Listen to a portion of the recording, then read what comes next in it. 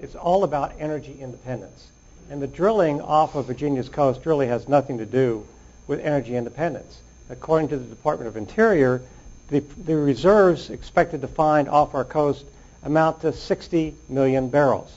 That is 3 days' supply for the United States. We use about 20 million barrels a day. That's 3 days' supply for the United States.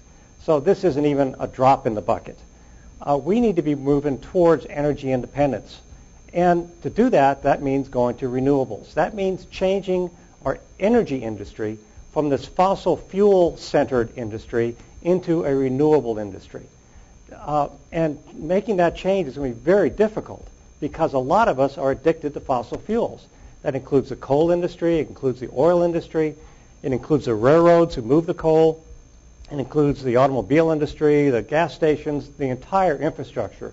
This is going to be a long process, but it's one that we have to do because the fossil fuel industry is killing us in terms of our environment. And I'm not just talking about global warming. You're talking about a danger to our water supply, killing us on balance of payments. We're sending $2 billion a day overseas to pay for our fossil fuel habit. And also, as Rich talked about, in terms of jobs.